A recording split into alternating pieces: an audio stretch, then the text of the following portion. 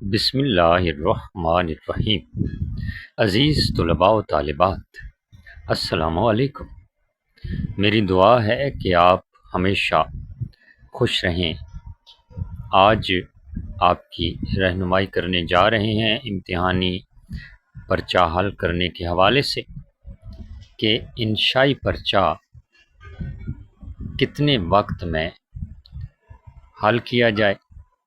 وقت تو ظاہر ہے آپ کو انشائی پرچے میں 2 گھنٹے اور 10 منٹ کا ملتا ہے، تو ہر سوال کے حوالے سے رہنمائی کرنا چاہ رہے ہیں ہم۔ سب سے پہلے سوال نمبر 2 ہے اشعار کی تشریح۔ حصہ نظم کے 3 اشعار کی تشریح لکھتے وقت آپ کو 15 منٹ لگنے چاہیے۔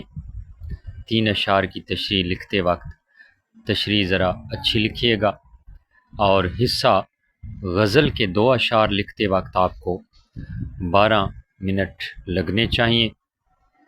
اس کے علاوہ سوال نمبر 3 کی طرف بڑھتے ہیں۔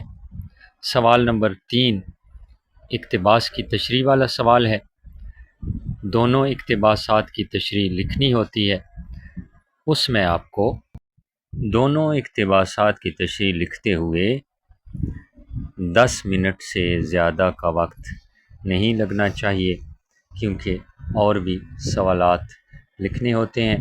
سوال نمبر 4 ہے، اور اس میں مختصر سوالات کے جوابات ہوتے ہیں جو آپ نے 5 لکھنے ہوتے ہیں۔ 8 دیے گئے ہوتے ہیں تو آپ بے شک 6-7 لکھ لیجئے، لیکن وقت آپ کا 10 منٹ لگے، 10 منٹ سے زیادہ نہ لگائیے گا۔ اس کے بعد پرچے میں سوال نمبر 5 ہوتا ہے سبق کا خلاصہ۔ سبق کا خلاصہ چونکہ سوچ کر لکھنا ہوتا ہے، اس لیے آپ کو 15 منٹ تک لگ جائیں تو کوئی حرج نہیں ہے۔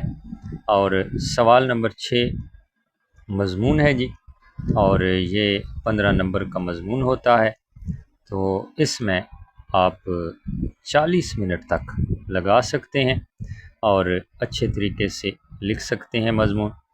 اور اس کے بعد سوال نمبر 7 ہے جی، تفہیم عبارت پر 5 سوالات ہوتے ہیں۔ اس میں بھی آپ کو 10 منٹ سے زیادہ وقت نہیں لگنا چاہیے۔ یہ وقت کو اچھی طرح تقسیم کریں گے تو پھر آپ آسانی سے یہ پورا پرچہ حل کر سکتے ہیں۔ امید ہے ویڈیو آپ کو پسند آئی ہوگی۔ مزید رہنمائی کے لیے دوبارہ حاضر ہوں گے۔ ویڈیو اچھی لگے تو ضرور لائک کیجیے گا۔ ملتے ہیں اگلی ویڈیو میں۔ اللہ نگہبان۔